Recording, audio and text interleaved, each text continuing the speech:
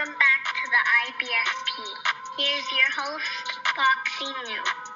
Crawford beats Canelo like he did Spence? Look, let's break it down honestly and objectively as possible. And Brian Bomac McIntyre, Terrence Bud Crawford's trainer, has come out and had some interesting statements about a potential Canelo versus Crawford fight.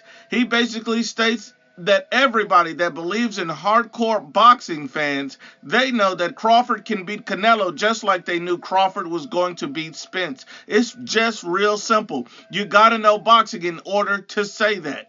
And I found that very, very interesting. He's campaigning for the Canelo fight. They're asking for the Canelo fight. And they're basically saying that, look, everybody that knew Bud could beat Spence knows that Bud can beat Canelo. Now, what makes no sense about that is, Terrence Crawford's a great fighter, an excellent fighter, a Hall of Fame fighter, even an elite fighter, a top 2 pound-for-pound fighter. He's great all the way around the board, taking nothing from Terrence Crawford. But to compare a Crawford and Spence fight with a Canelo and Crawford fight makes no sense because stylistically they're completely different. Think about this. First off, when you look at a guy like Errol Spence, this guy's chin is extremely weak. His chin is extremely weak. Canelo Alvarez literally has the best chin in boxing. Terrence Crawford cannot knock out Canelo. So that's off the table. So now he has to win a points decision. The second thing is, Canelo's defense is not the same as Errol Spence. Canelo Alvarez doesn't leap in head first and get beat up like a piñata. That simply does not happen. Canelo Alvarez has better defense than Errol Spence.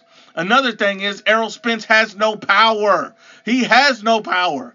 Think about this is the same Errol Spence who could not stop Mikey Garcia. Canelo Alvarez moved up all the way to 175 and stopped Sergey Kovalev. Canelo Alvarez is an elite puncher. Canelo Alvarez is extremely dangerous. So to compare him to Errol Spence simply doesn't make sense stylistically. Errol Spence also does not make adjustments, and he does not have the ability to counter punch.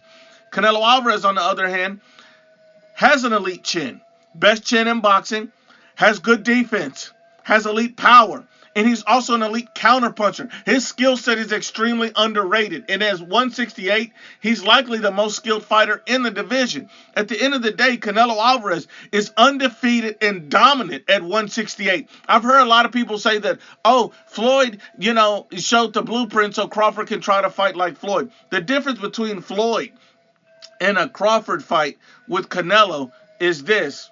Canelo Alvarez won't be weight drained at a catch weight, and Canelo Alvarez is not 23 in experience compared to the elite levels. So you have to understand that Canelo Alvarez is at his best weight.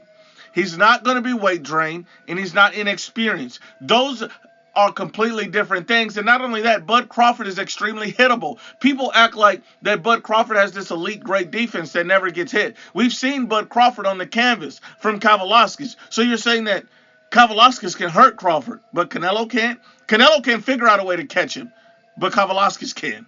Spence caught Crawford multiple times. He just didn't have the power, the skills, or the ability to hurt him. If Canelo hits Crawford with any significant shot, he's going to sleep. Men lie, women lie, the facts don't lie.